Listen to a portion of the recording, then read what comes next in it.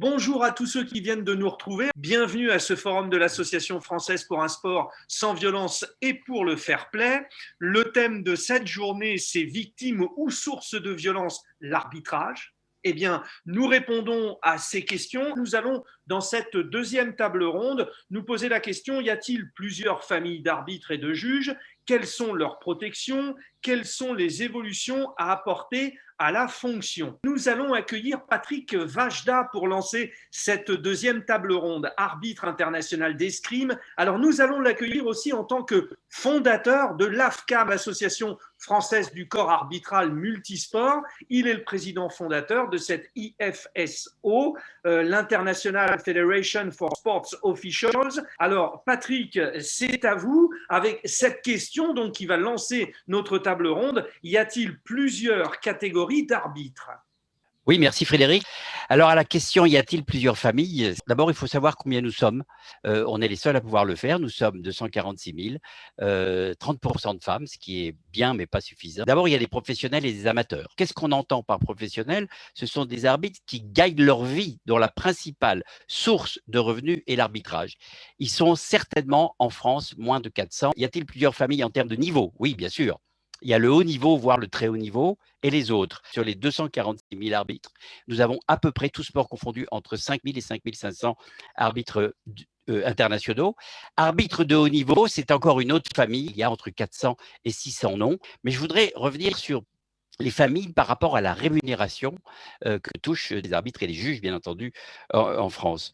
Il y a 40 000 arbitres qui sont de purs bénévoles. Aucune indemnité d'arbitrage, aucun frais de déplacement.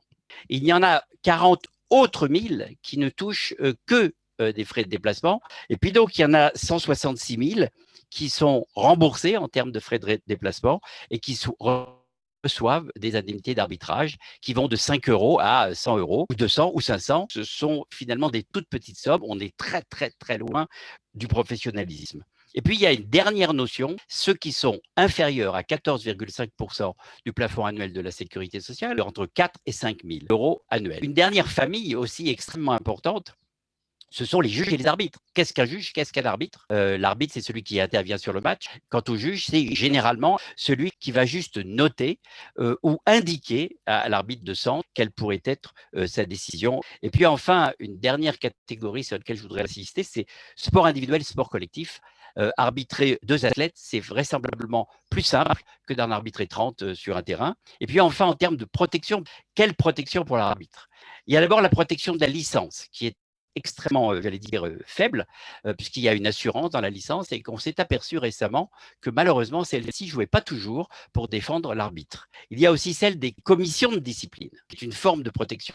Et puis, il y a une autre action, c'est l'action du ministère, le guide juridique que le ministère a mis en place et qui est un guide extrêmement important parce qu'il permet de voir ce que les arbitres peuvent faire et ne pas faire et comment on peut éventuellement se protéger. Donc la France, je le dis, elle est en avance, on a un véritable arsenal de protection.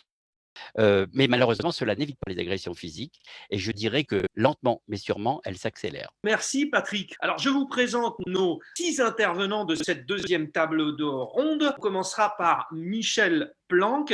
Michel s'occupe de danse ou comment gérer entre le sport et l'artistique. Anthony Leroy avec ce fameux patinage artistique qui est l'une des 6 belles disciplines qui pose de 6 gros problèmes, souvent diplomatiques, il faut bien le dire. Gérard Mathusalem.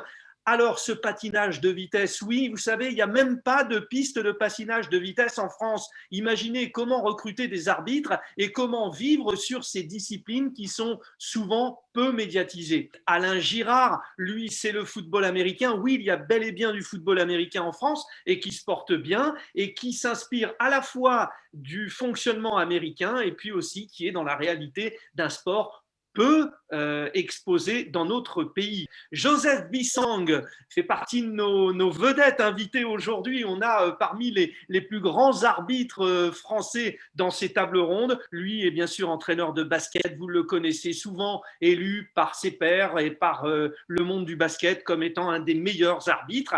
Même chose pour Olivier Buis, ils arbitrent toutes les grandes rencontres de handball international et aujourd'hui il est surtout président de la Commission nationale d'arbitrage d'arbitrage de handball. Voilà pour nos 6 intervenants de cette deuxième table ronde. Bonjour Michel, est-ce que déjà vous pouvez nous préciser le fonctionnement de ces arbitres? Alors là, on parle de juges précisément. Oui, bonjour. On parle de juges, effectivement. Donc, au niveau de la FFD, la Fédération française de danse, nous avons des juges départementaux, régionaux, nationaux, puis internationaux. Nous avons des juges de piste et les présidents de jury. Alors, dans la note qui est donnée par ces juges, disons-le tout net, Michel, il y a une part d'affectif qui est de combien de pourcents? C'est l'émotion, ce qu'on a ressenti personnellement. C'est vrai qu'il y a, je pense, inconsciemment une part de subjectivité parfois dans l'émotion que les danseurs peuvent transmettre au public et donc bien sûr de la même façon aux juges. Comment finalement la Fédération française de danse va décider de passer quelqu'un du statut de juge départemental à juge national, voire même juge international? La plupart des juges sont des anciens danseurs ou des anciens coachs. Donc, il faut être licencié, bien sûr, de la fédération. Il faut faire une demande. Ensuite, on est juge, ce qu'on appelle juge stagiaire. Donc, on est à l'épreuve. Et lorsque la fédération décide que le juge, auquel il est suffisamment compétent, il peut à ce moment-là demander à passer juge régional et ensuite juge national. Il faut à peu près souvent un délai environ de 2 ans entre chaque. Et ensuite, pour être juge international, c'est la même chose. Il faut également avoir été juge national pendant 2 années. Et à ce moment-là, on passe le diplôme de juge international, où là, par contre, tout est en anglais. Alors, ce qui est fou, c'est qu'on peut être amené à juger des couples qu'on entraîne ou avec qui on danse aussi. C'est ça. Il n'y aurait pas assez de juges. Donc, effectivement, on est amené à juger nos propres couples. Bon, vous avez aussi anticipé sur les contacts physiques. Il n'y a pas de possibilité d'échange entre les juges et le public et les danseurs. On est vraiment mis à part pendant toute la journée. Anthony Leroy, c'est le patinage artistique. Il a participé à 5 championnats d'Europe, 8 championnats du monde, 2 Jeux olympiques. Vous êtes président de la commission des arbitres également. Vous occupez de l'éthique et des arbitres sportifs. Est-ce que déjà vous pouvez nous parler de la spécificité de l'arbitre? Que fait-il en patinage artistique? Et quelles sont les tensions qui vont avec sa fonction? Bonjour à tous. L'arbitre en patinage artistique, c'est celui qui va prendre des décisions. C'est la personne qui apparaît comme le porte-parole du jury. Voilà, donc c'est quelqu'un qui est chargé d'une mission de représentation. Il instruit les réclamations quand il y en a. La seconde question, c'était quelle pression il a. Il est le représentant du jury, donc il peut être amené à prendre la parole ou à représenter les officiels dans leur ensemble. Ensuite, la pression des accidents ou des incidents qui peuvent survenir lors de l'épreuve sportive. Deuxième catégorie, les juges. Petit rappel, et puis les pressions qui sont nombreuses. Les juges collaborent avec l'arbitre. Dans le passé, on mettait une note un peu globale, alors qu'aujourd'hui, les juges interviennent dans l'évaluation de la qualité des éléments techniques. Le deuxième point, quelle pression ils ont? Ça transpire par les réseaux sociaux, la pression des fans, exercent, qu'on le veuille ou non, une pression. Les juges de patinage artistique ou de danse sur glace ou de patinage synchronisé, et un statut amateur. Et donc, pour pouvoir être juge, il faut d'abord qu'on travaille. Dans la famille des officiels d'arbitrage, les techniciens, alors là, qui évaluent le niveau de difficulté. C'est un peu plus simple à gérer, là. Donc, on a effectivement 3 familles. On a un arbitre qui incarne donc et qui représente le jury. On a les évaluateurs de la qualité et on a des techniciens qui sont chargés de la difficulté et de la reconnaissance. Finalement, depuis 2006, le nouveau mode de jugement fait preuve à une plus grande clarté, finit l'opacité sur le type de jugement, mais ça ouvre le débat. Finalement, si ce n'est plus opaque, c'est ouvert à tout. Alors, quel est le bon curseur? L'anonymat permettrait, selon moi, de retrouver un peu de confort et moins de pression par ailleurs. Merci beaucoup, Anthony. Avec le troisième intervenant, Gérard Mathusalem, qui fait partie de la Commission fédérale de l'arbitrage dans le patinage de vitesse, short track, bobsleigh, luge, skeleton et curling. On peut imaginer que, bon, oui, on est footballeur, on gagne beaucoup d'argent, on est exposé, donc il y a plus de pression. Et puis, on est amateur, et donc il y a moins de pression. Sauf que vous arbitrez dans des pays asiatiques où ce sont des stars en patinage de vitesse. Et là, il n'y a pas de problème, même s'ils gagnent de l'argent. C'est surtout une question d'éducation. Bonjour à tous. Alors effectivement, si on fait le rapprochement avec la pratique sportive en France de ce patinage et ce qui se fait dans des pays asiatiques, entre autres, chez eux, c'est un peu un sport roi. Le jugement peut faire basculer la notoriété d'un patineur et en plus la notoriété de son coach. Je vais prendre comme exemple la Corée du Sud. Ce sont des clubs d'université. Et ces clubs d'université sont dirigés par un coach qui est nommé par l'État. Et tous les ans, les patineurs qui sont classés en tête de ce championnat national entraînent avec eux le coach de cette université et les moyens financiers qui en découlent. Donc, autrement dit, au travers de la compétition des patineurs eux-mêmes, il y a également la compétition des coachs qui vont les encadrer toute l'année suivante. Moi, la question que j'avais posée la première année qu'on m'a invité à arbitrer leur championnat national, j'ai dit, mais pourquoi vous me déplacez? C'était pour avoir un jugement qui soit totalement indépendant, de façon à ne pas favoriser une université par rapport à une autre. Du coup, ce contexte que vous décrivez bien influence directement le comportement. Un athlète, par exemple sud-coréen, vous lui apportez une sanction, c'est quoi sa réaction? Ce patineur va venir face à vous, il va se mettre à 1,50 m de vous et il va vous saluer en signe de reconnaissance du jugement que vous lui avez apporté. La question de l'éducation, vous avez des cas concrets de problématiques, alors difficultés familiales, conséquences directes sur la vie professionnelle aussi. Oui, ça pose des difficultés de se libérer professionnellement. Et puis, je dirais, à une certaine époque, c'était plus sur une prise de congé personnelle. Dans ce contexte, avec toutes ces problématiques, comment on fait pour amener les jeunes à devenir juges et arbitres? Je dirais que les jeunes ont maintenant une certaine notion de devoir faire cette activité avec une carotte, si je puis dire. Il faut leur proposer quelque chose pour qu'ils s'investissent de plus en plus, chose que l'on ne connaissait pas auparavant. Les gens s'investissaient beaucoup plus facilement. Merci Gérard. Nous allons passer donc à notre quatrième intervenant. Alain Girard donc, est arbitre depuis 12 ans de foot américain. Je voudrais avec vous parler de la réalité de l'arbitrage en France. Chaque équipe apporte son arbitre et ça change pas mal de choses aussi. Oui, bonjour Frédéric, bonjour à toutes et à tous.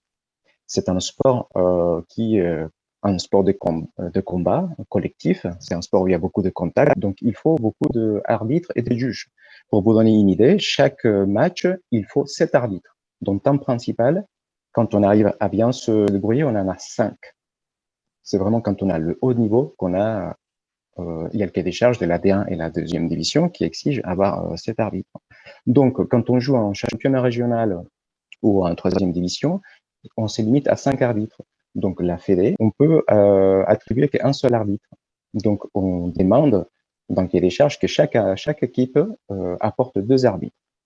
Ces arbitres, malheureusement, des fois, ils subissent la pression de leur propre équipe. Finalement, ils sont plus difficilement jugés, plus durement jugés par les leurs que par les adversaires. C'est un peu ça ce que vous nous dites. Exactement. Je n'ai jamais eu un seul match où il n'y en a pas eu un coach ou un joueur qui lui dit tu ne regarderas pas ça, tu ne marques pas cela sur moi ou tu ne verras pas ma faute. On fait comme l'arbitre du foot américain, on a un micro et on informe de ses décisions. Est-ce que ça, c'est un élément qui permet une plus grande latitude, une plus grande efficacité de l'arbitrage? Alors oui, ça aide beaucoup quand l'arbitre donne son jugement. Personne ne le conteste. Malheureusement, en France, les coachs ou les joueurs pensent qu'ils peuvent contester toutes les fautes. Merci beaucoup, Alain Girard. Nous allons maintenant nous intéresser. Joseph Bissang est un de nos plus célèbres arbitres, ancien joueur aussi, arbitre international en Euroleague depuis 2009, dans toutes les compétitions de la Fédération internationale de basketball depuis 2005. Aujourd'hui, il y a une vraie question sur cette protection des arbitres. Notamment à l'étranger. On ne prend pas une décision pour être populaire, on prend une décision parce que pour nous, c'est ce qui est juste à l'instant T, c'est ce qu'on a perçu avec la vitesse du jeu. Peut-être qu'à posteriori, avec la vidéo aujourd'hui, c'est des outils modernes, la décision peut être nuancée, peut même être mauvaise, mais vraiment à l'instant T, c'est les éléments qu'on a qui nous permettent de prendre cette décision. Et donc parfois, elle peut être impopulaire. Et la Serbie, où il y a des salles où il y avait des protections, un filet de sécurité qui séparait les spectateurs des joueurs et donc du terrain et des arbitres. parce que il y avait certains projectiles qui pouvaient arriver sur le terrain et il fallait canaliser et contrôler cela.